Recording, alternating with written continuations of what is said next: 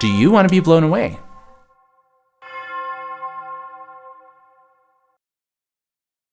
This weekend we have this beautiful story of Abraham and his son Isaac, where our Lord is asking Abraham to sacrifice this son through whom Abraham received this promise of abundant offspring, not offspring, but nations would be born of his family.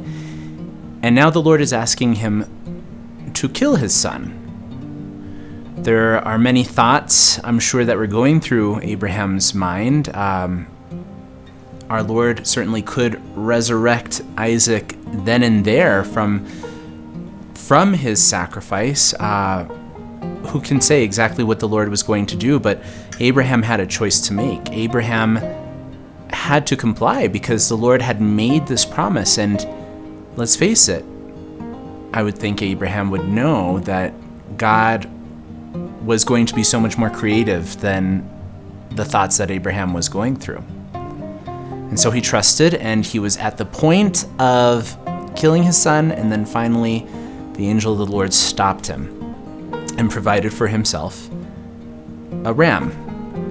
And that was so much different than what Abraham, I'm sure, had originally thought was going to happen.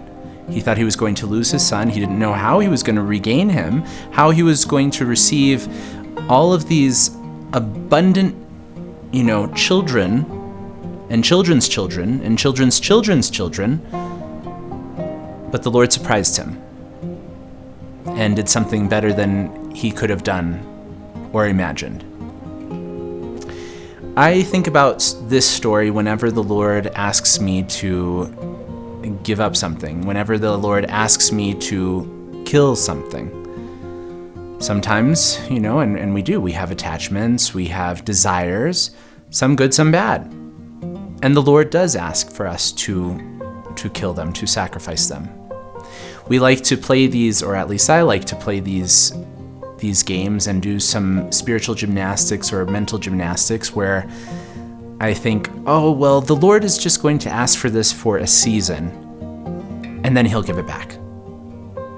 But then, friends, we have to remember that he is, again, so much more creative than we are.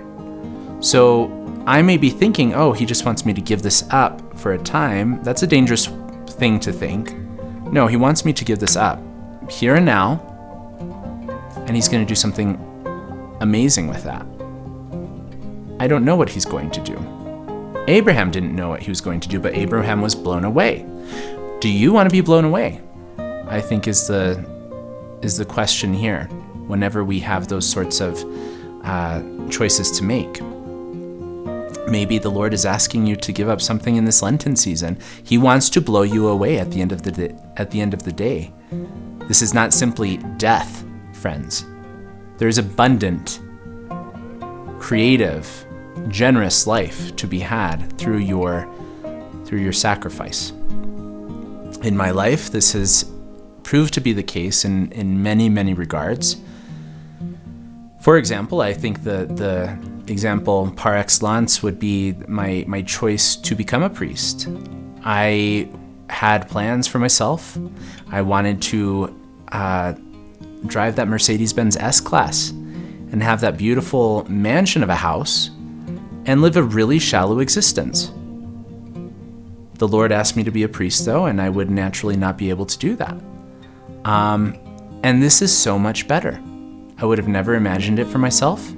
And even at the beginning, when the Lord was taking me down this path, I thought it was going to be much different. But it has turned out to be, yes, there are sacrifices involved. It is a daily sacrifice, and my heart hurts on occasion because of those sacrifices.